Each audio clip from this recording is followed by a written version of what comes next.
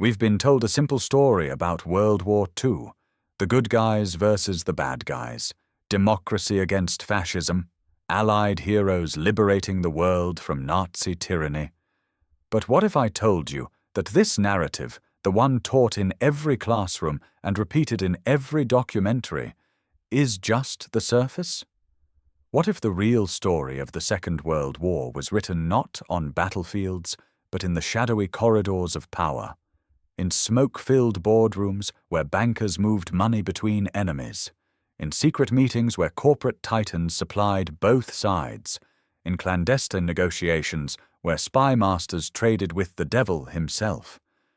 Today, we're going to pull back the curtain on World War II and reveal the hidden players who shaped its outcome, the financiers who funded Hitler while claiming to oppose him, the American corporations that built the Nazi war machine, the intelligence networks that employed war criminals, the Vatican rat lines that smuggled thousands of Nazis to safety, and the occult obsessions that drove the Third Reich's inner circle. This isn't the war you learned about in school. This is the untold story of how the greatest conflict in human history may have been orchestrated, prolonged, and exploited by forces operating far from the public eye. So let's begin our investigation into the shadows of World War II, where the line between ally and enemy becomes impossibly blurred. When we think of World War II's power brokers, we picture presidents and dictators. Churchill with his cigar, Roosevelt in the Oval Office, Hitler ranting to his generals. We don't picture men in three-piece suits, sitting in quiet Swiss offices, moving millions across international borders. But perhaps we should, because behind every army stands a financial system. And during World War II, that system was far more tangled than anyone wanted to admit. Let me introduce you to the Bank for International Settlements. The BIS, as it's known, was headquartered in Basel, Switzerland. Neutral ground, a gentleman's club for the world's central bankers. And during the war, it became something much darker. A financial switching station where Nazi gold flowed freely, where enemy bankers met as colleagues, where the business of war transcended the business of nations. Under the leadership of American banker Thomas McKittrick, who served as BIS president from 1940 to 1946, this institution accepted looted Nazi gold. It carried out foreign exchange deals for Hitler's Reichsbank. It essentially laundered the plundered assets of a genocidal regime. The Reichsbank's own vice president, Emil Pohl, later convicted of war crimes, called the BI's the Reichsbank's only foreign branch. Think about that. An American running a bank that served as Nazi Germany's foreign branch office, while American soldiers were dying in Europe. But here's where it gets truly bizarre. McKittrick didn't just serve the Nazis. He simultaneously maintained cordial relations with Allied officials. He passed information to Washington with the blessing of the State Department and the Office of Strategic Services. So even as the war raged, American and British bankers sat down with their German counterparts in Basel. They kept the lines of communication open. They struck deals to guarantee that certain German industrialists would keep their profits after an Allied victory. As if they knew who would win. As if they were planning for it. This wasn't an anomaly. It was the pattern. In Sweden, the Wallenberg brothers used their Enskilda Bank to, and I quote, play both sides and harvest enormous profits during the war. They mentored McKittrick on walking this tightrope. Many neutral bankers mastered this dance. And it wasn't just neutral countries. In the United States, Prescott Bush, father and grandfather to two future presidents, was a partner in Brown Brothers Harriman Bank and director of Union Banking Corporation. Union Banking was deeply entangled with Nazi industrialist Fritz Tyson's enterprises. Government documents later revealed that by the late 1930s, Brown Brothers Harriman and Union Banking had bought and shipped millions of dollars of gold, fuel, steel, and coal to Germany, feeding and financing Hitler's build-up to war. This continued until America entered the war. In late 1942, the U.S. government finally seized Union Banking's assets under the Trading with the Enemy Act. The files suggested Bush and his partners were holding shares for the benefit of Nazi interests.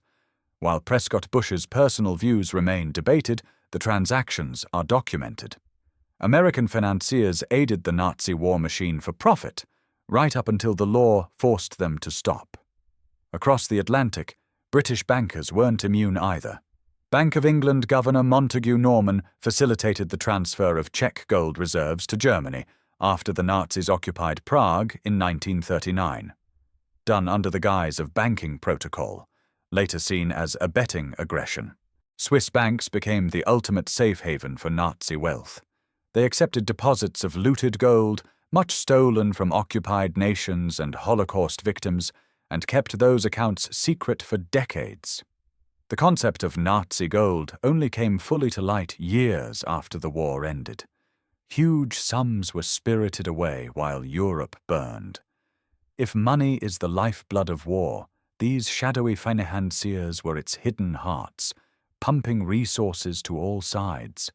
Far from the propaganda and flags, men in quiet offices made decisions that transcended national allegiance. They seemed more loyal to profit and power than to any country. This raises uncomfortable questions. How many neutral financial elites aided both Axis and Allied causes? Were they opportunists, or part of some deeper scheme to prolong the conflict for profit?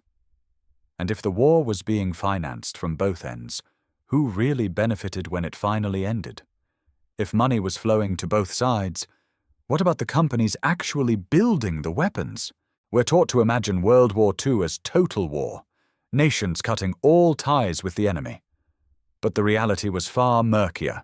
Some of the world's largest corporations, including American firms, maintained dealings with Nazi Germany well into the conflict. War wasn't just politics for them, it was business. And business was very, very good. Take Henry Ford, the American automotive pioneer. Ford wasn't just an industrialist. He was a noted anti-Semite who published vile tracts like The International Jew in the 1920s. Adolf Hitler admired him, kept a life-size portrait of Ford in his office, mentioned him favorably in Mein Kampf. In July 1938, on Ford's 75th birthday, Nazi diplomats arrived in Dearborn, Michigan to present him with the Grand Cross of the German Eagle, the highest honor Nazi Germany could bestow on a foreigner, a public thank you for Ford's contributions. What contributions? Beyond the ideological inspiration Hitler drew from Ford's writings, Ford's company was active in Germany. The Fordwerk plant in Cologne produced vehicles for the German army. Ford Motor Company retained full control of this subsidiary throughout the 1930s, unlike most foreign firms. Ford's anti-war stance didn't stop him from profiting off Nazi rearmament. He didn't refuse the Nazi medal. Later, he claimed it didn't signal support for Nazism, a claim many found hard to believe. But Ford wasn't alone. General Motors, through its German subsidiary Opel, was deeply embedded in the Nazi war effort.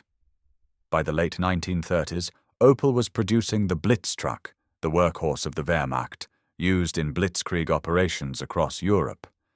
Researcher Bradford Snell once noted that General Motors was far more important to the Nazi war machine than Switzerland, asserting that Hitler couldn't have mobilized effectively without GM's manufacturing might. Indeed, Opel and Ford together built the majority of German army trucks used during the war. Even after the US joined the conflict, these subsidiaries operated under Nazi control. The parent companies claimed they'd lost oversight. But here's the kicker. After the war, GM and Ford were compensated by the US government for damage Allied bombing had done to their German factories. Let me repeat that. American companies were paid for the destruction of their own plants that had been building vehicles for the Nazis, the very trucks that carried German soldiers, the very machinery that enabled the Blitzkrieg, destroyed by American bombs, then reimbursed by American taxpayers. The absurdity is staggering, but it gets worse. IBM, the American technology giant. During the war, IBM's German subsidiary, Dehomag, supplied the Nazi government with advanced punch card data processing machines, the cutting-edge computers of their era. These machines enabled the Nazis to conduct censuses that identified Jews and other targeted groups. They tracked prisoner data at concentration camps, managed railroad traffic to death camps. They organized genocide with chilling efficiency. IBM's leadership in New York, including CEO Thomas Watson, made conscious decisions to support the German branch well into the war. They ensured the Nazis had the custom punch cards and servicing they needed, all while the US and Germany were at war. Edwin Black's book, IBM and the Holocaust, documents how IBM rendered strategic technology services to the Third Reich from 1933 right through to 1945. Think about what that means. A top American corporation enabling Nazi atrocities. For profit. The role remained relatively hidden for decades, only fully coming to light in the early 2000s. Did these corporate titans not care about the moral implications as long as business thrived? Or were they part of an elite consensus that viewed war, even genocide, as business as usual? The list goes on. Standard Oil of New Jersey, part of the Rockefeller Empire, partnered with Germany's IG Farben, the chemical conglomerate behind synthetic fuels and the Zyklon B gas used in death camps. They had a cartel agreement since 1929 to divide global markets. In 1939, on the eve of war, they updated their agreement on how to keep collaborating, whether or not the US came in. Evidence showed Standard Oil kept supplying vital materials to the Nazis as late as December 1941, the month of Pearl Harbor. Fuel and additives for Nazi aviation via neutral third parties. Standard gave the Nazis its secrets for synthetic rubber production and deliberately withheld that technology from the US war effort, contributing to a desperate rubber shortage in America. An American corporation's choices hobbled its own country's war readiness while empowering the enemy. For profit.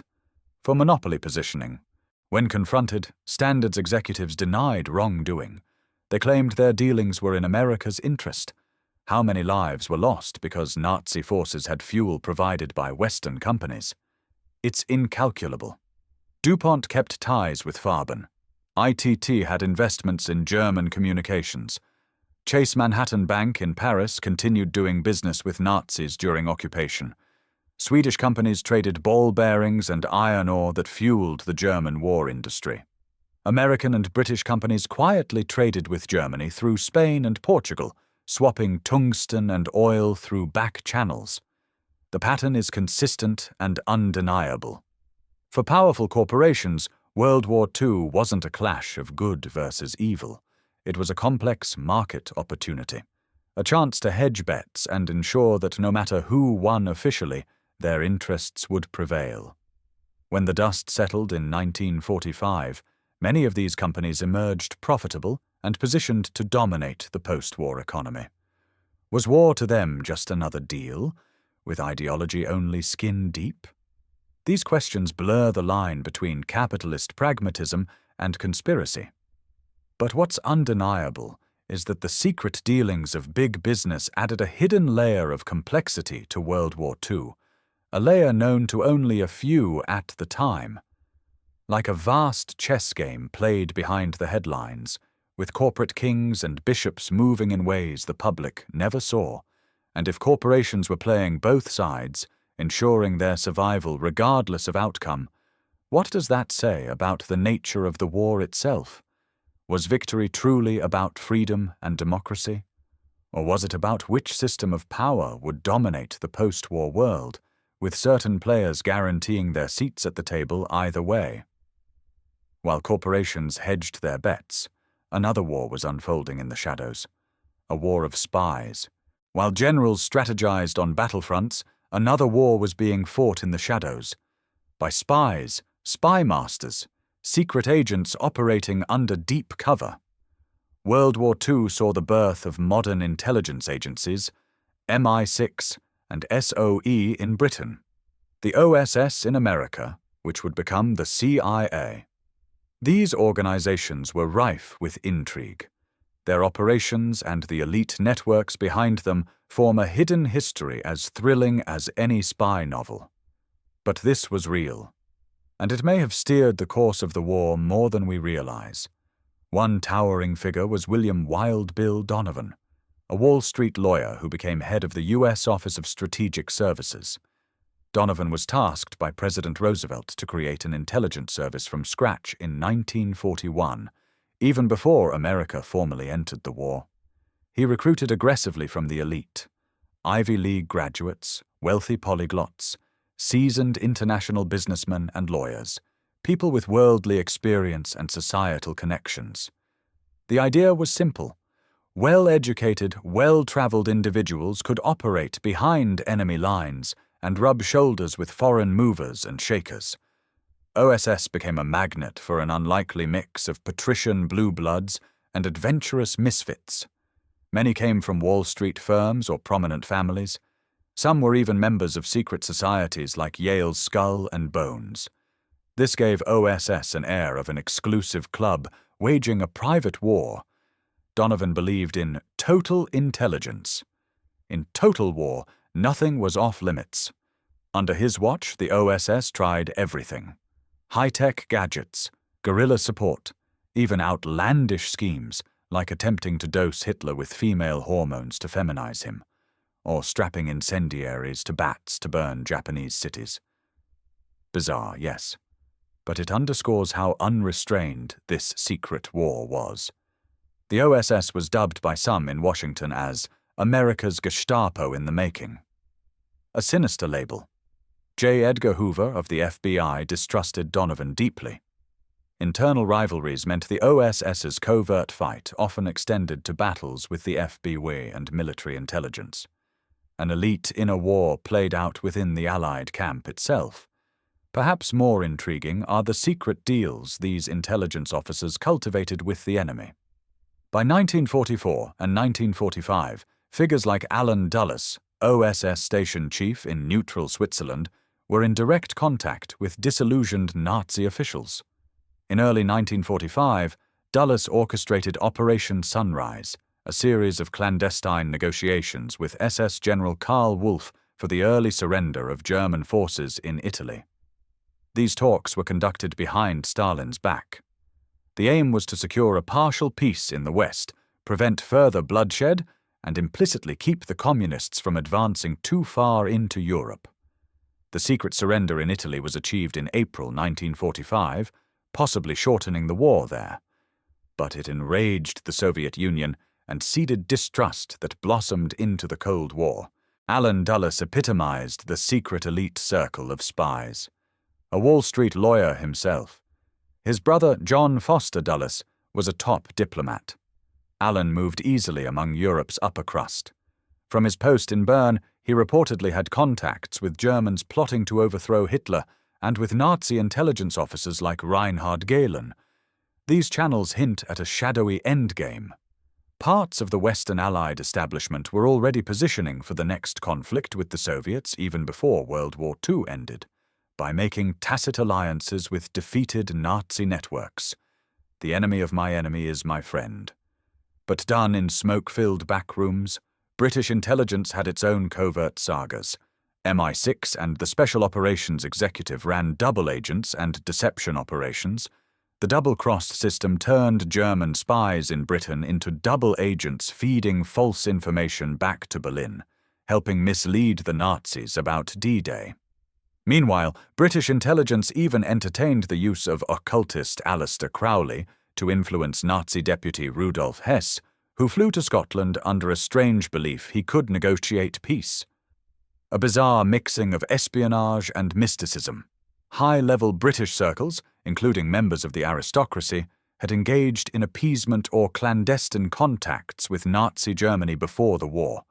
The Cliveden set was accused of such dealings. And let's not forget the biggest secret within the British establishment: the Cambridge Five. Soviet moles, Philby, Burgess, Maclean, embedded in MI6 and other offices, feeding secrets to Moscow throughout the war. The secret war had another layer: infiltration by a supposed ally into British and American intelligence. In this realm, old boy networks and secret society links played a role. Donovan himself was close with fraternities and later became a Knight of Malta, a Catholic order often subject to conspiracy theories. Many OSS recruits came via personal referrals from powerful families or Ivy League clubs. This fueled the idea that a clique of East Coast establishment figures ran America's spy apparatus as their personal fiefdom. British intelligence drew from Oxford and Cambridge elite, some of whom had their own secret allegiances. The intersection of class, secrecy, and statecraft in World War II intelligence is fertile ground. Some theorize a transatlantic elite used the war to cement global influence. That the deep state concept traces back to these wartime coalitions of spies, bankers, and businessmen. The OSS also collaborated with the underworld. In occupied Europe and North Africa, Allied intelligence partnered with mafias and smugglers to gain contacts and aid invasions. The OSS and mafia cooperation for Sicily's invasion is well documented. It's a reminder that in the shadows of World War II, morality was grey and alliances pragmatic. By war's end, the OSS was disbanded in 1945, only to be reborn as the CIA in 1947. Many of the same people took the helm. These spy masters carried forward wartime relationships. Notably, Reinhard Gehlen, Hitler's chief of Eastern Front military intelligence, cut a deal with the Americans. Instead of being prosecuted, Gehlen was secretly brought to the US, then returned to West Germany to lead a new intelligence organ, the Gehlen Organization. It became the nucleus of West Germany's Federal Intelligence Service, the BND, and worked closely with the CIA. Think about that. A former Nazi spy master absorbed into the Western intelligence apparatus. This controversial alliance shows how fluid loyalties became when the focus shifted to the Soviet threat. The Shadow War didn't end in 1945. It simply evolved. The same insiders who dealt with select Nazis to end World War II went on to employ those Nazis for the next conflict. Was this realpolitik, or part of a longer plan hatched during World War II's final days? The secret intelligence arena was a hall of mirrors. Double agents, secret channels, elite cabals, early deep state machinations. These men and women operated in a world of lies and codes. They influenced battles through espionage coups, like breaking the German Enigma code at Bletchley Park, and they sometimes pursued agendas that didn't align with public war aims. When we consider World War II's outcome, should we credit only brave soldiers and overt leaders? Or must we acknowledge the invisible chess moves made by cunning minds behind the curtain? Some outcomes attributed to luck or blunder may have been orchestrated by scheming in the shadows. The conspiracy-tinged interpretation invites us to see Roosevelt, Churchill, Stalin, and Hitler as perhaps not the only shot-callers, but as figures sometimes guided or undermined by the scheming of spy chiefs and their wealthy friends. The real power may have belonged to those whose names never made the headlines. And when the war ended, the deals didn't stop. They escalated. As World War II drew to a close, a secret race began. Not one fought with tanks or planes, but a race to capture the brains of the collapsing Third Reich. The United States and Soviet Union both understood that Nazi Germany's scientists and engineers had made huge leaps: rockets, jets, biological and chemical weapons. Thus commenced Operation Paperclip, a clandestine American program to recruit and import Nazi scientists. This extraordinary effort, kept hidden from the public for years, epitomizes the ethical compromises and shadowy deals of the war's aftermath. It's as if, overnight, yesterday's war criminals became today's valued geniuses, all in service of the new global power struggle. Under Operation Paperclip, originally codenamed Overcast, over 1,600 German scientists, engineers, and technicians were secretly brought to America between 1945 and the 1950s. These weren't just any Germans. Many were committed Nazis. some even high-ranking SS members or directors of projects that utilized slave labor and conducted lethal experiments. Yet the US military and intelligence agencies were eager to harvest their knowledge for the looming Cold War. The most famous was Wernher von Braun, the wunderkind behind the V-2 rockets that terrorized London. Von Braun and his rocket team surrendered to US forces in May 1945. Instead of being held as enemies, they were welcomed as trophy assets. Von Braun would become central to NASA's Saturn V rocket development that sent Americans to the moon. A startling trajectory. From building weapons for Hitler to becoming an American hero on the cover of Time magazine. But behind the shiny space-age success lay uncomfortable truths. Von Braun's FIF-2 program relied on slave labor from concentration camp prisoners at Mittelwerk-Dora, where tens of thousands died assembling rockets underground. Other Paperclip recruits included Dr. Arthur Rudolph, who also worked on the Saturn V despite having overseen brutal slave labor at Mittelwerk, and Hubertus Strugholt, a Luftwaffe doctor whose experiments on prisoners earned him the moniker Father of Space Medicine in the US, despite his dark past. Even more chilling, some recruits were directly tied to war crimes. Kurt Blome had been involved in Nazi biological warfare research, including possibly deadly experiments on prisoners. He was brought to the US to advise on bioweapons. Then there's Reinhard Gehlen, not a scientist but Hitler's intelligence chief for the Eastern Front. He was co-opted by the US Army and CIA, given resources to run a spy network from the remnants of the Nazi apparatus. The CIA and military rationalized all this with one word: Soviets. The communists were the new enemy, and anything was justified to gain an edge. Operation Paperclip was top secret. To pull it off, US authorities whitewashed the Nazis' records, quite literally paperclipping new, sanitized biographical notes over damning evidence in their files. Hence the operation's nickname. They erased party affiliations, covered up SS blood group tattoos, reassured skeptical immigration officials that these men were safe. President Truman initially forbade bringing in anyone who was a member of the Nazi Party and more than a nominal participant in its activities. But the officers running Paperclip simply ignored this by changing the scientists' profiles. This program wasn't fully known to the American public for decades. Imagine the average 1940s American GI or war widow learning that the US had whisked hundreds of Hitler's brain trust into comfy new lives stateside. It would have been a scandal. When details trickled out by the late 1940s, there were quiet protests. Albert Einstein and other humanitarians objected in a 1946 letter. But national security trumped ethical concerns. From a conspiratorial perspective, Operation Paperclip suggests a hidden continuity between the Third Reich and the post-war Western power structure. Did the Nazis really lose? Or did they simply get partially absorbed by the victors? Consider that German rocket science, aviation, and chemical know-how jump-started American programs. Not only the space program, but jets, guided missiles, and likely early CIA mind control experiments were influenced by what was learned from Nazi camps. The Soviets did the same on their side. Operation Osoaviakhim took thousands of German specialists east. The result? Both superpowers' Cold War tech owed a debt to Nazi innovation.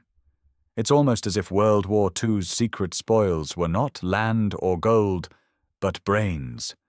And those brains were split like a dark treasure between the new rivals. Operation Paperclip sent a chilling message. If you're useful enough, your sins will be forgiven. This realpolitik compromise had precedents, but Paperclip institutionalized it. Former SS officers and Nazi Party members walked the halls of American research centers, lived in suburban Virginia or Alabama, collected US paychecks. Just years prior, they'd been calling Jews and Slavs subhuman. The moral inversion is jarring. Did this compromise taint the moral high ground the Allies claimed? Many think so. It planted seeds for conspiracy theories. That NASA had Nazi roots, true in part. That the US government was willing to secretly ally with evil for its own agenda, also true in this case. Some Nazis brought over under Paperclip later worked on projects like MK-Ultra, the CIA's mind control experiments, or advanced weapons research. This feeds the notion that Nazi-style ethics found a back door into American Black Ops programs. Japanese Unit 731 scientists, who did their own horrific experiments, were similarly shielded in exchange for data. A parallel to Paperclip? The conspiratorial question lingers. Was Operation Paperclip merely pragmatic? Or does it indicate that some in the US establishment never truly saw the Nazis as their worst enemy?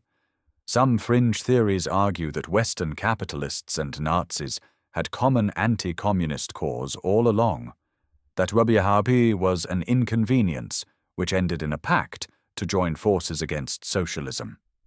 That might be oversimplified, but Paperclip is evidence that the enemy of my enemy became my friend very quickly after 1945. Operation Paperclip forces us to confront uncomfortable shades of grey in the war's aftermath. It's a prime example of hidden players, the Nazi scientists, being quietly woven into the fabric of the new world under the public's radar.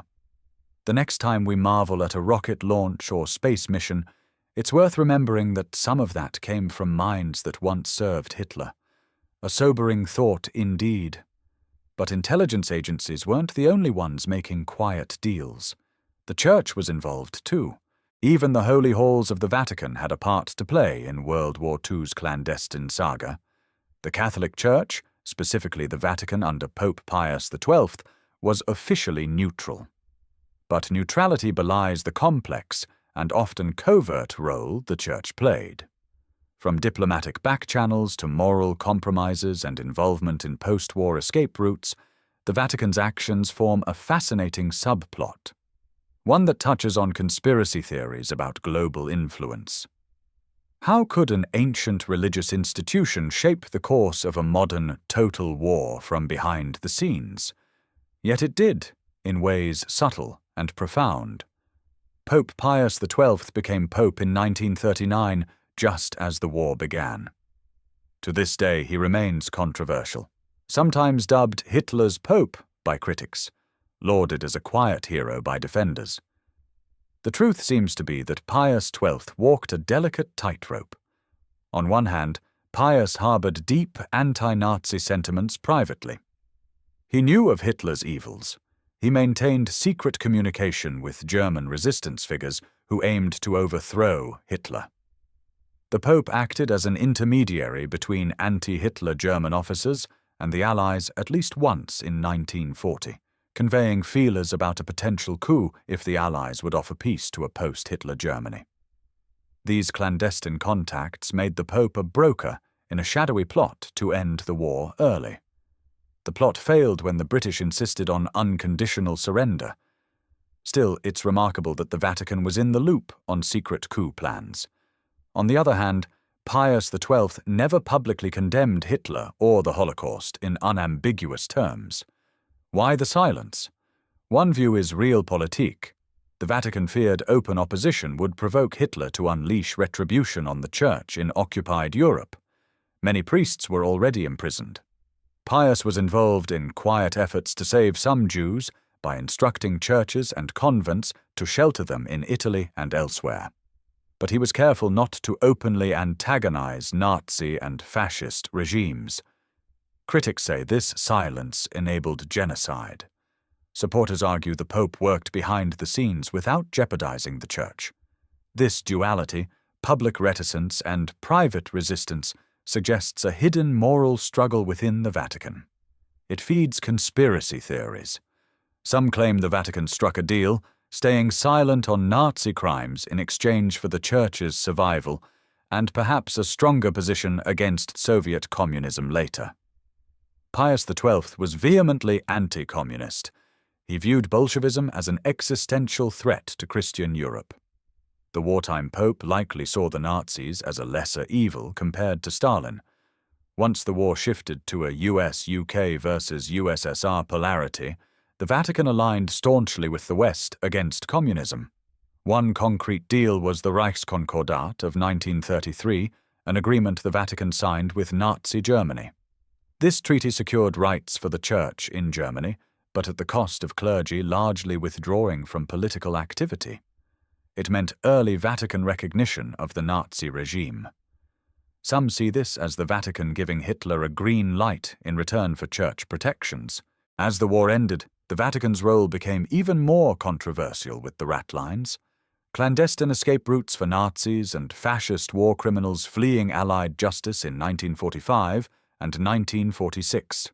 Several Catholic clergymen and Vatican bureaucrats were deeply involved in facilitating these escapes. The most infamous was Bishop Alois Hudal, an Austrian priest in Rome who unabashedly helped Nazis slip away.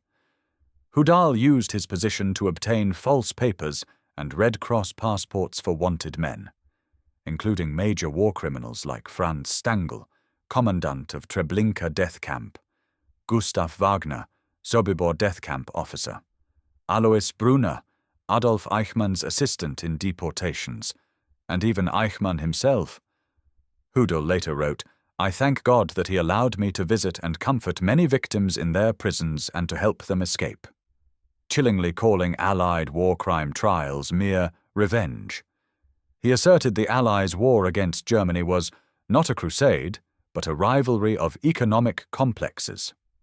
This bishop believed the Nazi cause wasn't pure evil, just one side of a power struggle. So he felt duty-bound to assist so-called war criminals. It's an astonishing rationalization, a conspiracy worldview from inside the Church. He saw World War II as a mask for economic and political rivalry, not a moral contest, which justified helping fugitive Nazis. Hudal wasn't alone. In Italy, Croatia, Spain, and elsewhere, networks of clergy and Catholic laypeople formed pipelines to move fascists to safety, often to South America, Argentina, and Chile, or the Middle East. Father Krunoslav Draganovic, a Croatian priest, operated a major ratline out of Rome for Croatian Ustaše war criminals and Nazis, funneling them through convents and safe houses onto ships from Genoa. The Argentine government of Juan Perón, with strong Catholic ties, welcomed many of these exiles, including Eichmann and Josef Mengele. It's documented that the Vatican Refugee Commission and even the Pope's emissaries were aware of, and in some cases complicit in these activities.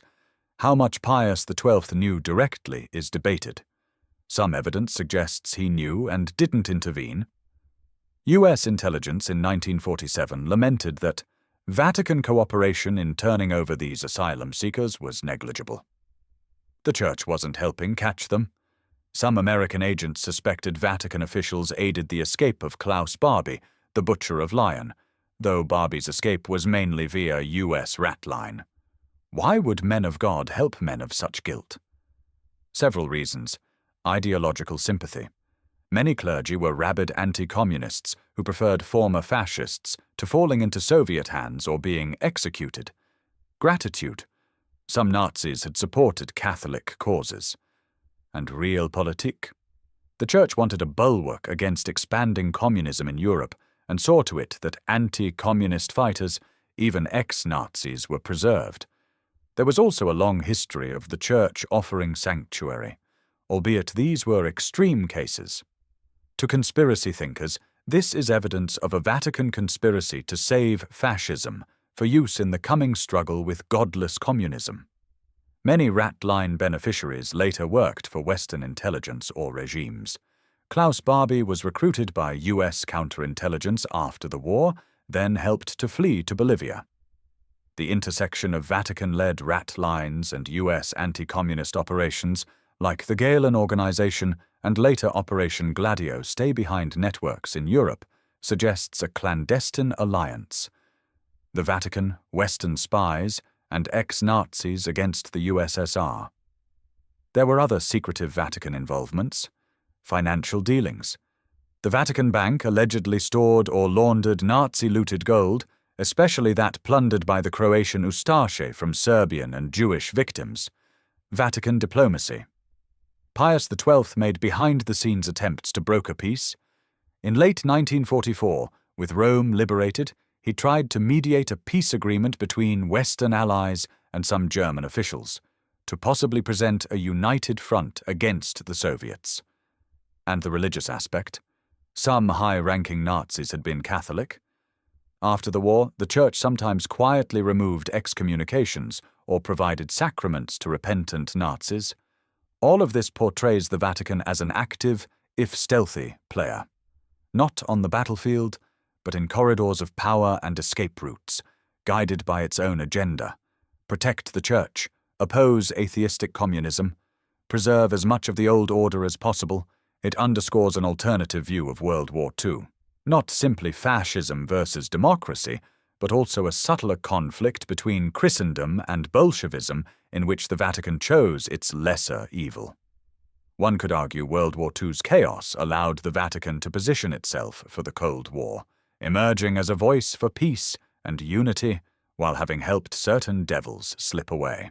The Vatican's World War II role remains partly shrouded even today. Relevant archives were only fully opened in 2020. What's clear is the Holy See was far from a passive observer. It played a covert diplomatic game, weighed evil versus evil, and possibly facilitated one of history's biggest getaway schemes for war criminals. If that's not fodder for conspiratorial interpretation, what is? It reminds us that in World War II, even institutions claiming moral authority engaged in cloak-and-dagger conduct. The war's moral black and white turns to grey when seen through this lens. And beneath politics, money, and religion, something darker was at play. Peel back the curtain on Nazi Germany, and you find strange symbols, esoteric beliefs, and secret societies lurking in its foundations. The Nazi elite had a well-documented fascination with the occult and Aryan mysticism. This has given rise to countless theories that hidden, otherworldly ideas influenced Nazi policy. Perhaps even that dark occult forces propelled the regime. It sounds like fantasy, Indiana Jones movies or pulpy novels, yet much of it is rooted in truth. Let's explore the occult underpinnings and secret society links of the Third Reich, where facts and legends intermingle. Start with the Thule Society, a secretive Völkisch group in Munich after World War I. Thule was a weird mix of Ariosophy, a racial occult theory, pan-German nationalism, and anti-Semitism. In 1918 and 19, Thule Society members were involved in counter-revolutionary activities against Munich's brief communist government. They believed in a mythical Aryan homeland, Thule, and practiced ritualistic forms of Germanic mysticism. Key early Nazi figures had Thule connections. Rudolf Hess, Hitler's deputy. Dietrich Eckart, a mentor to Hitler. Thule members actually founded the German Workers' Party, which Hitler joined and later renamed the National Socialist German Workers' Party, the NSDAP. While Hitler himself was not a Thule member, he was brought into politics by people steeped in occult nationalist ideology. The Thule Society can be seen as a hidden hand in the birth of Nazism, lending it theories of racial superiority and symbolism. Like the swastika, an ancient symbol Thule adopted and Nazis appropriated, it feels like Nazism was a political movement cloaking a deeper cult-like mission, to resurrect a legendary Aryan race and dominate via ancient wisdom. Once the Nazis gained power, Heinrich Himmler, head of the SS, became the chief curator of occult and pseudo-scientific projects. Himmler was, to put it bluntly, a mystic crank with power. He established the Ahnenerbe in 1935, an SS ancestral heritage research society devoted to unearthing evidence of Aryan Nordic supremacy and ancient knowledge. Ahnenerbe sponsored archaeological digs and expeditions worthy of Hollywood plots. SS teams scoured Tibet in 1938 and 1939, searching for traces of an Aryan progenitor race in the Himalayas. They explored the Andes, sought out medieval occult texts, studied runes and folklore, anything that might support Nazi racial mythology. One expedition went to Iceland looking for the lost island of Thule. Another combed the south of France for the Holy Grail and clues about Aryan Christ myths. Yes, Nazis hunting for the Grail. Real life. They were hunting for Atlantis, the Grail, and other legendary artifacts. It's easy to see why conspiracy theories flourish here. If the Nazis were so obsessed with these relics and myths, did they believe they could gain supernatural power? There were certainly SS circles that dabbled in astrology, rune magic, and pagan rituals. Himmler turned a medieval castle, Wewelsburg, into an SS sanctum, decorated with a mysterious black sun symbol on the floor and spaces for knights of the SS to convene. He envisioned it as a mystical center of the world for the new Aryan Empire. At Wewelsburg, occult-tinged ceremonies reportedly took place, SS leaders swearing oaths in crypt-like chambers, perhaps attempting to channel the spirits of Germanic heroes. It sounds darkly romantic, but it actually happened to some degree. Nazi interest in the occult also manifested in astrology and the paranormal. Hitler's inner circle had individuals who pursued occult interests. Wilhelm Wulff, an astrologer whom Himmler consulted. Even Hitler, while publicly dismissive of occultism, wasn't immune. He kept astrologers and soothsayers on a tight leash, sometimes consulting, sometimes persecuting them. There's the famous episode of Rudolf Hess's flight to Britain in 1941. Some speculate he was influenced by astrological predictions that a peace pact could be struck. The British had dabbled in dropping fake astrological forecasts to confuse Nazi leaders. Allied intelligence even concocted Operation Mistletoe, involving occultist Aleister Crowley, to potentially draw out Nazi occultists, though it never went far. On the fringes, even wilder theories emerge, that Nazi SS attempted occult warfare. Stories, hard to verify, claim the SS tried to use hexes or looked into weapons like Die Glock, the bell. An alleged secret device, some say, was a sort of anti-gravity or time-bending machine developed in a clandestine lab. Die Glocke remains one of the biggest World War II conspiracy legends.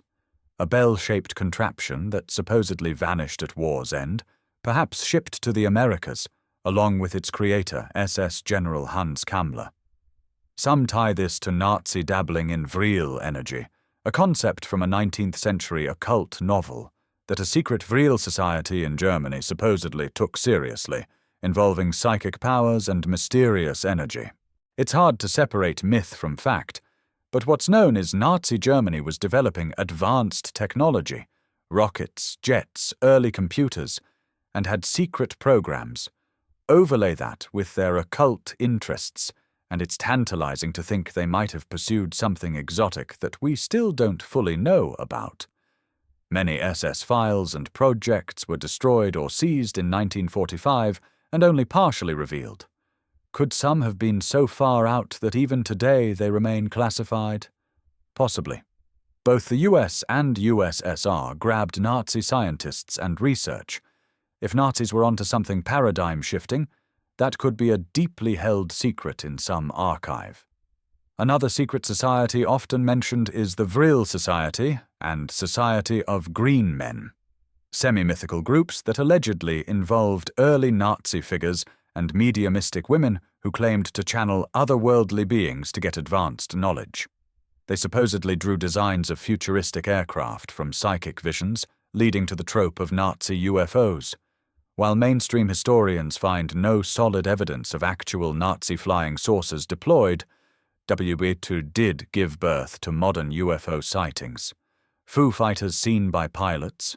Fringe theorists fantasize that Nazis either invented disc-shaped aircraft or made contact with some occult power or extraterrestrials.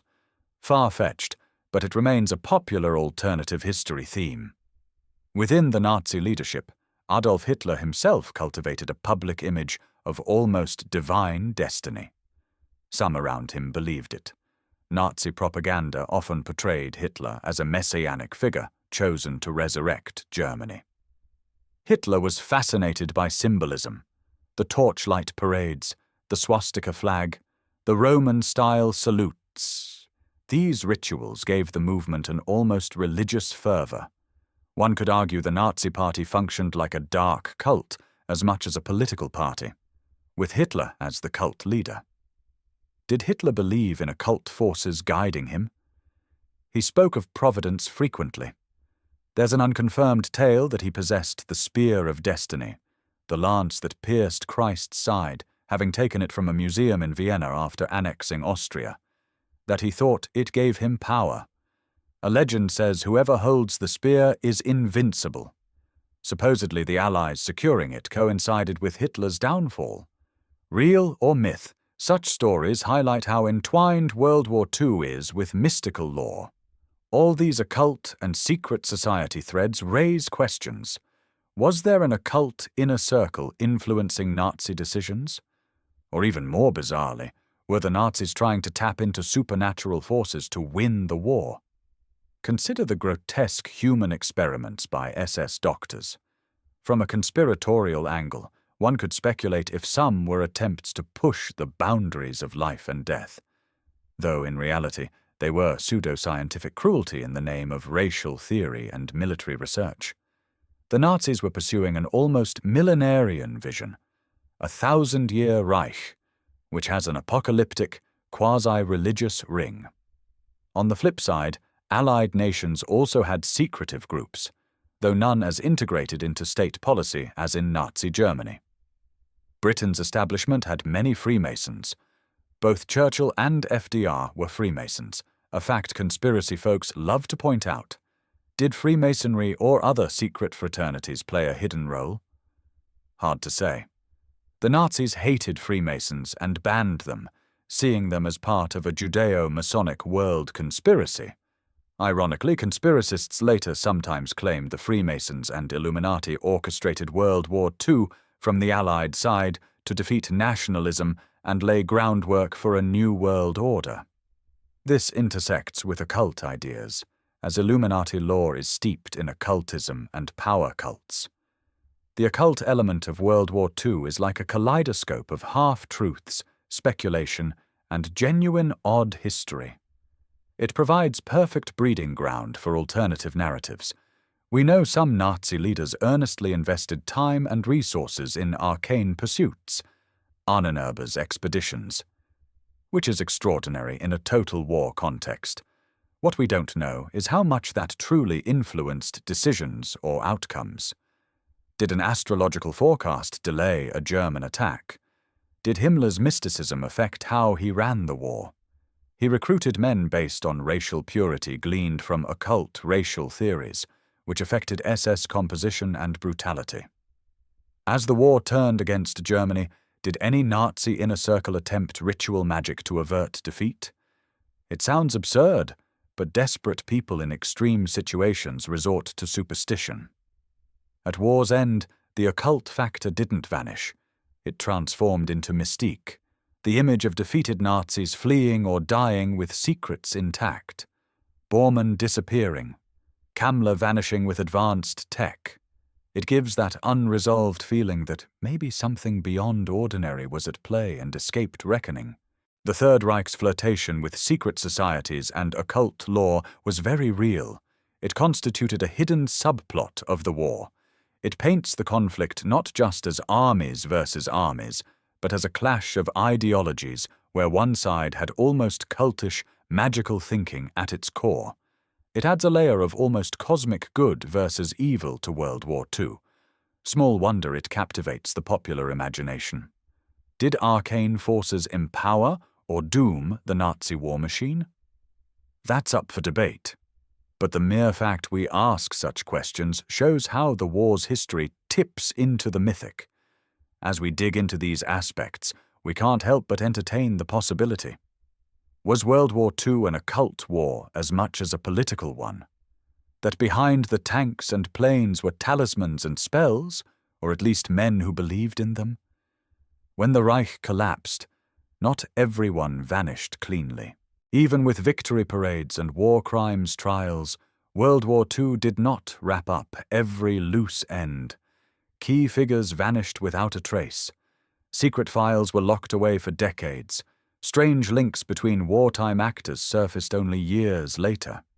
It's as if parts of World War II's story were tucked into a shadowy filing cabinet labeled top secret or never to be revealed. Naturally, this fertile ground has sprouted countless theories. Let's delve into some enduring World War II enigmas. What really happened to Adolf Hitler? Official history says Hitler committed suicide in his Berlin bunker on April 30th, 1945, as Soviet troops closed in. His body was hurriedly burned by aides. However, no public independent verification was made at the time. The Soviets later claimed they recovered charred remains and eventually said they had skull fragments and teeth confirming Hitler's death. But they kept this evidence secret through the Cold War, feeding speculation. The 2009 examination of a purported Hitler skull fragment in Moscow found it belonged to a woman, not Hitler, casting doubt. Though the jawbone with dental work matched Hitler's dentist's records, which most historians accept as proof, still from 1945 onward, rumors swirled that Hitler escaped. Soviet leader Stalin himself told Western leaders he believed Hitler might have fled. Over the years, sightings of Hitler in Argentina, Spain, or elsewhere kept tabloids busy. The FBI kept open files on reported Hitler sightings into the 1950s, simply because they had no hard corpse initially. There's an entire subgenre of conspiracy literature on Hitler in Argentina, alleging he and Eva Braun escaped via submarine to South America. While credible historians dismiss this, the lack of public forensic confirmation at the time, plus deliberate obfuscation by Soviet authorities, ensured Hitler's death remains a magnet for speculation. The question lingers in popular imagination.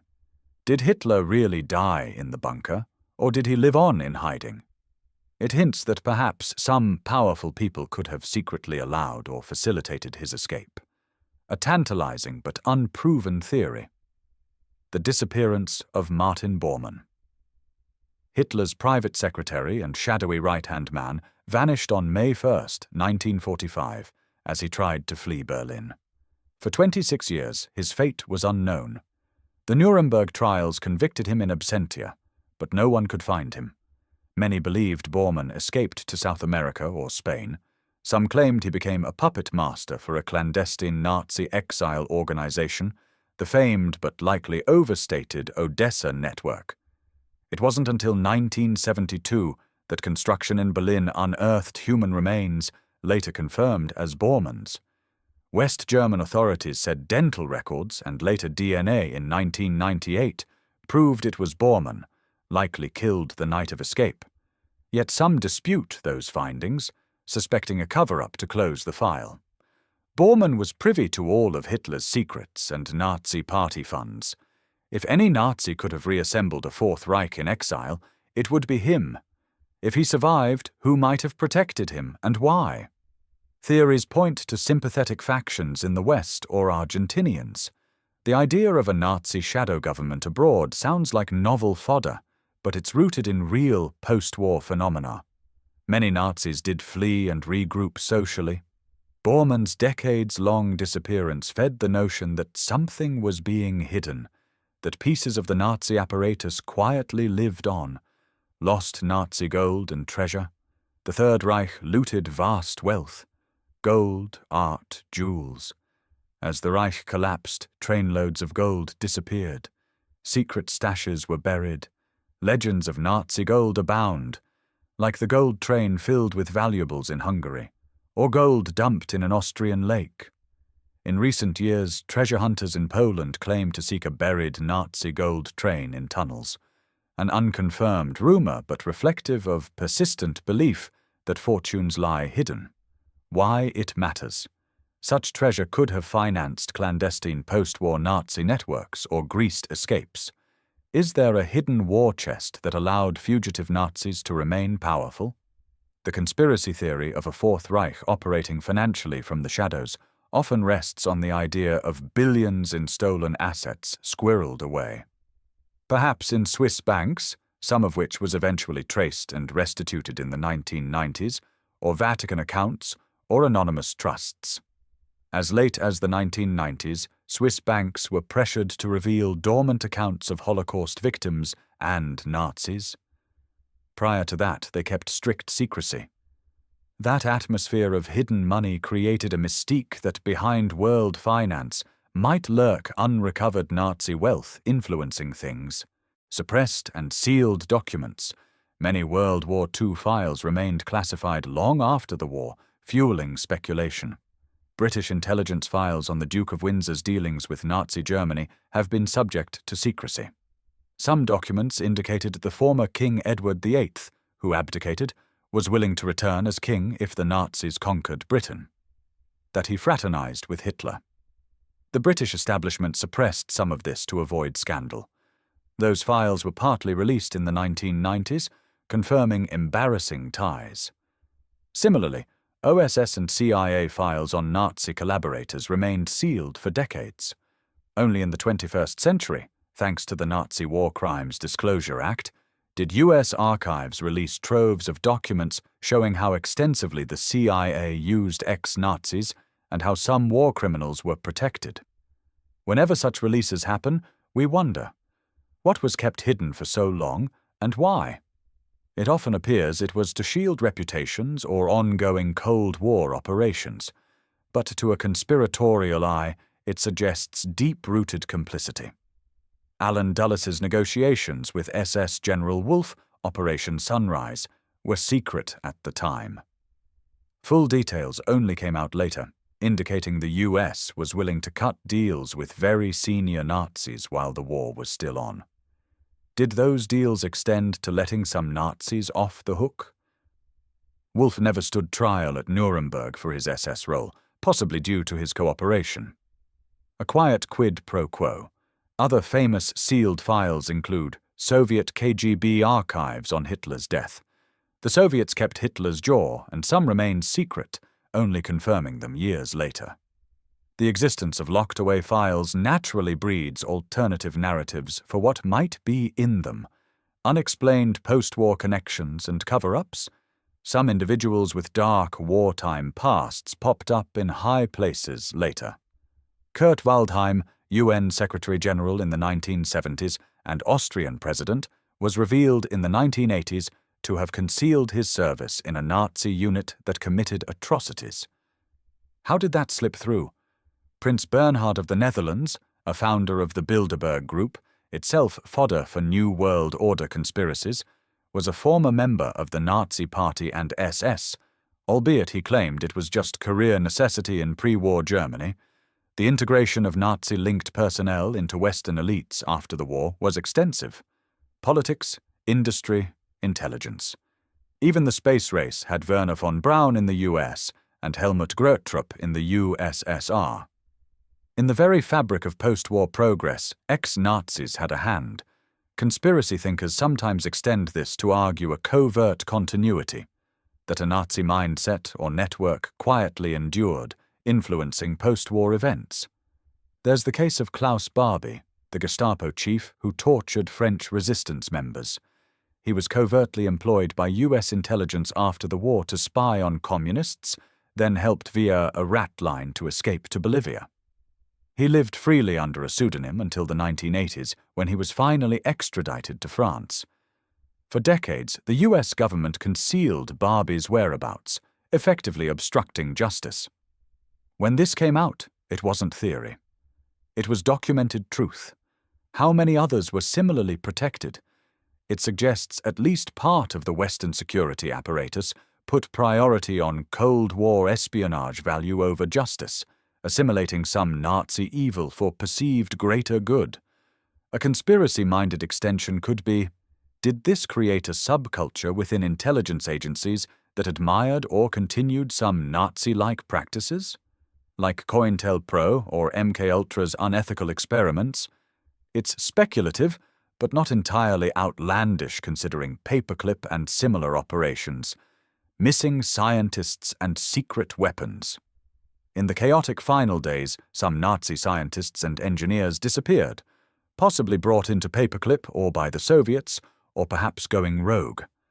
SS General Hans Kammler, who oversaw advanced weapons like V2 and jet projects, and possibly the Bell, vanished in 1945 with conflicting reports of his death.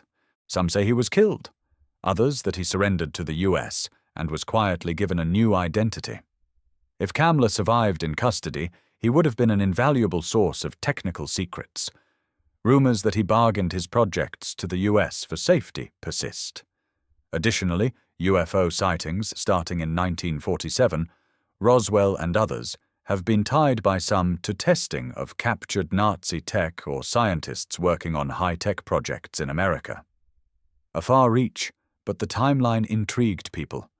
Did Paperclip scientists contribute to experimental craft that sparked the UFO craze?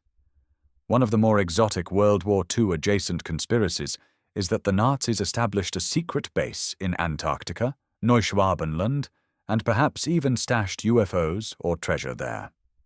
In 1946 and 1947, the US Navy led Operation High Jump to Antarctica, officially a research and training mission. But conspiracy lore says it was a military operation, possibly to root out a Nazi enclave. Admiral Byrd led it, and some claim he spoke of a new enemy with incredible power at the poles, though these accounts are not verified. Regardless, the mix of Nazis and UFOs in a remote land is irresistible for fringe theorists. While almost certainly myth, it underlines how many corners of the Earth and war remain open to imaginative fill-in-the-blanks. Global power restructuring and suppressed motives. Some unexplained connections are more abstract. World War II's end conveniently elevated two superpowers, the United States and the Soviet Union, and diminished old empires, Britain and France. Conspiracy thinkers ask, was this outcome planned by someone? They point to groups like the Council on Foreign Relations in the US or the British Round Table, which during the war were indeed planning the post-war world. The UN Bretton Woods system. That's factual. Elites did plan post-war structures. The conspiratorial leap is suggesting these plans weren't just reactive, but desired the war to happen to allow these changes. It's difficult to prove intent, but certainly World War II was the crisis that birthed a new world order of sorts. The United Nations, IMF and World Bank, the dollar as reserve currency, NATO, the European Union's forerunners. The phrase New World Order often connects back to World War II, as people like Churchill and FDR used similar terms about post-war peace. The question remains, were there suppressed documents or meetings where architects of the new order intentionally allowed or encouraged war to reshape the world to their vision? It veers into deep conspiracy, but there are tidbits that encourage curiosity. Project Paperclip and integration of Axis personnel could be seen as pragmatic, but also power consolidating, capturing talent to maintain supremacy. Or consider how the war solved the Great Depression and positioned America as unrivaled economic leader. Something no policy or deal could have achieved so cleanly. It's almost cynical to say, but did some foresee profit in war? We know many profited indeed.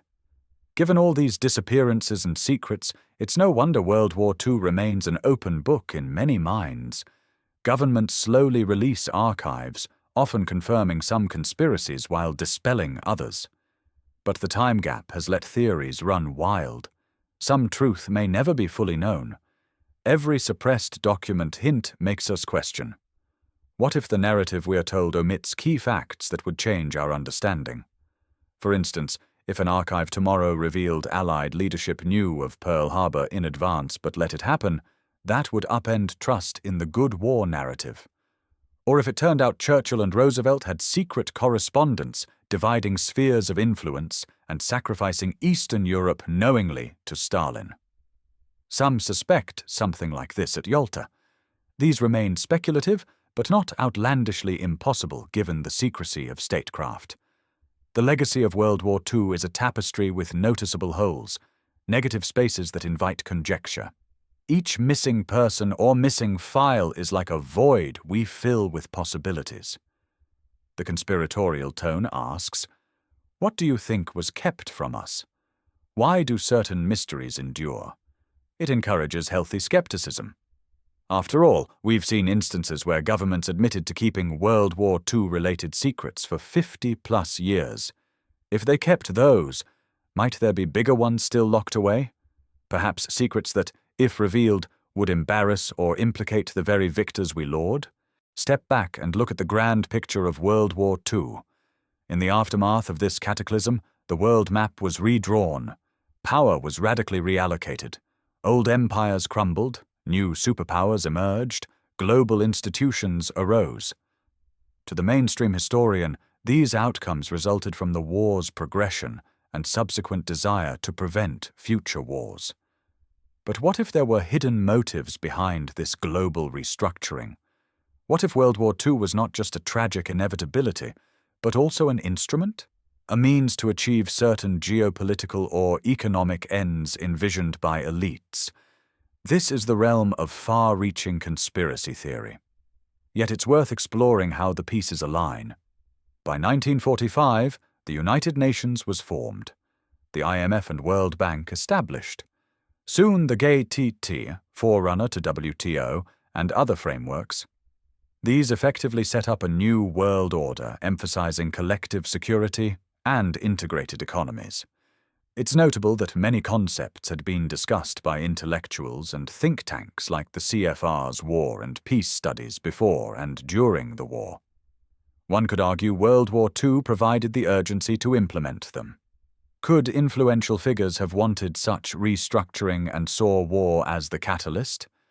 There's an old conspiracy trope that international bankers wanted to eliminate nationalist economic policies and colonial competition to pave the way for global capitalism under their control.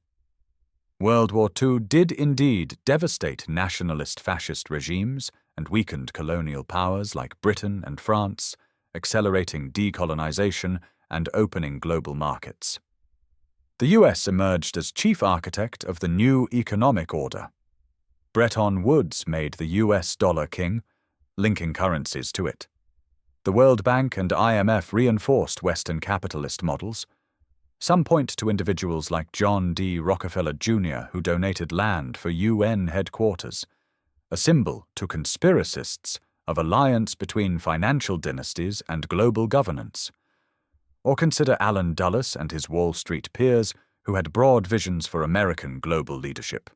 Dulles was a member of CFR and later, as CIA director, at the center of Cold War covert operations shaping the world. The war conveniently placed America at the top, with the USSR as a foil that justified American interventions worldwide. If one were highly cynical, one might say World War II's outcome allowed a kind of managed bipolar world. Two superpowers controlling their blocs, keeping smaller nations in line. Indeed, both the US and USSR post-1945 acted to suppress any third path, left-leaning but non-communist movements, right-wing but anti-American movements. Some theorize an implicit collusion. Not that the US and USSR were friendly, they weren't, but that elites in both had a stake in maintaining a world where they were on top and all dissent could be crushed between them. For example, Operation Gladio in Europe, a clandestine NATO stay-behind network, used ex-fascists to prevent communist influence in Western Europe, showing that preserving the established order took precedence over pure democratic process. Gladio is confirmed history now, though its details are murky. Another hidden motive suggested relates to the military-industrial complex. World War II was a boon for industrialists, especially in America. Massive government contracts, new technologies, creation of a permanent arms industry. People like Henry Stimson, U.S. Secretary of War, and later President Eisenhower warned of the military-industrial complex's power. But by then it was well entrenched. Could it have been part of a plan? Hard to say planned, but certainly World War II taught arms manufacturers and financiers that war, or the threat of war, is extremely profitable. The Cold War that followed kept that machine running. Some conspiracists frame World War II as almost a ritual sacrifice to usher in a new age. That's metaphorical, but ties into occult theories. The idea that massive bloodshed and destruction was in service of birthing a new world. A dark twist on the phoenix rising from ashes, orchestrated by hidden hands. One concrete fringe theory: the war was engineered to establish Israel. Indeed, the Holocaust horrors created global sympathy and impetus for creation of the State of Israel in 1948. Anti-Semitic conspiracy theorists perversely claim Zionists somehow allowed or facilitated the Holocaust to gain world support. There's absolutely no evidence of that. It's a twisting of victimhood into blame. But it shows the extremes of alternative history. However, it's true that World War II reshaped the Middle East with British withdrawal and UN partition of Palestine. If one believed in long-range schemes, one might say the British Balfour Plan of 1917 found its opportunity after World War II's moral context. Another hidden agenda possibility: the destruction of old royal and noble houses in Europe to make way for more centralized or bureaucratic governance. World War II toppled or weakened many monarchies and aristocracies. The Kaiser was long gone from World War I, but World War II eliminated others. Italy's king. Balkan monarchies. Only a few constitutional monarchies remained in Europe under US influence. To those who see history as elite competition, perhaps one elite, financial-industrial, used war to finally supersede the old feudal elite. A narrative of modernity replacing old orders violently. And then there's the big philosophical one. Was World War II, with all its chaos, a catalyst intentionally set to transform human society on a psychological level? After the war, concepts like universal human rights, due to Holocaust, world government ideas, the UN, even the drive for European unity, the EU's foundation, took off. It's almost as if humanity, shocked by war's carnage, accepted a new paradigm that it might have resisted without such trauma. Some theorists argue this was a Hegelian dialectic at play. Problem, war, reaction, horror and exhaustion, solution, global unity, and UN and American leadership. In other words, order out of chaos, a motto often associated with secret societies. It's abstract, but that's how New World Order conspiracists interpret World War II, a manufactured chaos to justify a new order. It's important to approach these ideas critically. There's a spectrum. On one end, documented evidence of hidden dealings, corporate collusion, paperclip, secret negotiations. In the middle, plausible interpretations of aligning interests, bankers benefiting from war, Cold War power plays. At the far end, unfalsifiable grand conspiracies. An Illuminati cabal planned World War II from the start to achieve world domination structures. Where one draws the line is personal. However, it's undeniable that the mainstream narrative often glosses over the convergence of interests that war served. Big questions remain. Why did opportunities to stop Hitler early, like in the 1930s, get missed? Was it just appeasement blunders? Or were some quietly rooting for a German conflict with USSR? Did the US really not know about Pearl Harbor? Or did some factions welcome a unifying event to galvanize the public into war? This is a classic conspiracy query. Evidence is inconclusive. Why were nuclear bombs dropped to end the war in Japan? Purely to avoid invasion, or also to intimidate the Soviets and shape post-war diplomacy? The latter has some consensus among historians. Showcasing the A-bomb was partly about the Soviet message. All this paints World War II not as a simple fight for democracy, but as a multifaceted event with stakeholders maneuvering in the shadows to set up the post-war world to their liking. The victors wrote the history books, but they may have left out mention of boardroom meetings, secret society gatherings, and quiet handshakes that predetermined parts of the outcome. If World War II was a grand chessboard, perhaps Roosevelt, Churchill, Stalin, and Hitler were like the visible kings and queens, while the true game was influenced by bishops, knights, and rooks, moving in ways unseen by the public. In a conspiratorial tone, we can ask rhetorically, was World War II, with all its blood and thunder, ultimately a staged drama by hidden directors aiming to reshape the globe? Or was it merely a tragedy exploited by opportunists to mold the future? The answer may lie in between, but it's undeniable that those tumultuous years changed everything, and not always in ways that were accidental. As new archives open and researchers dig deeper, we often find that what was once dismissed as conspiracy sometimes contains a kernel of truth. As we've journeyed through banks and boardrooms, intelligent safehouses and Vatican offices, arcane castles and lost fortresses, a picture emerges of World War II beyond the textbooks. It was a conflict not just of soldiers and tanks, but of spies and ideologues, tycoons and technocrats, mystics and schemers. For every famous leader rallying crowds, there were quiet financiers wiring funds. For every tank division, a covert agent or double dealer. For every public battle, a hidden negotiation or cover-up. This investigation has exposed the hidden players, bankers who profited from both Allies and Axis, corporate giants that kept enemy economies humming, spy masters and secret agencies playing chess with lives, churchmen and secret societies pursuing their own visions, scientists and war criminals absorbed into new power structures, and lingering mysteries suggesting the war's story isn't fully told. We've blended verified facts with tantalizing speculation to encourage you to question the simple narrative. History often has two levels, the surface events and the subterranean currents. In World War II, those undercurrents were powerful and sometimes disturbing. Next time you see a documentary on World War II, listen closely for what's not said. The BIS meeting that isn't mentioned.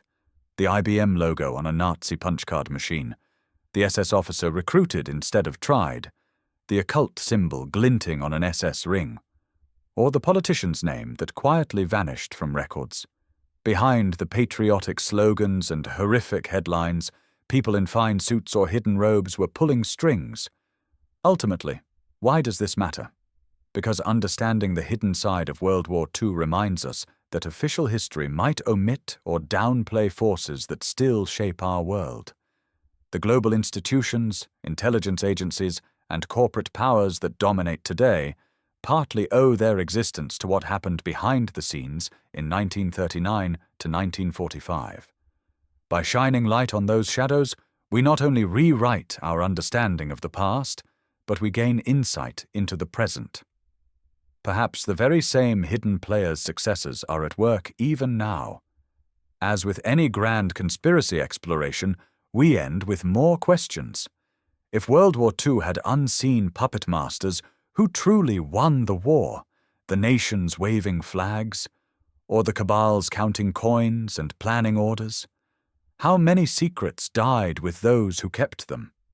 And what would knowing them change about our view of good and evil in that conflict? Most importantly, what lessons can we draw to ensure that in our time we recognize when hidden hands try to steer the course of history? The story of World War II's hidden players is a caution that sometimes the truth is stranger and darker than fiction. We've peered behind the curtain of a world war and found a theater of the clandestine. The invitation now is for you to delve further, to keep asking who really pulls the strings. The official archive may be closed on World War II, but the investigation lives on in the curious minds of those who suspect the real history was buried. Perhaps intentionally, waiting for those bold enough to uncover it. Let the search for truth continue.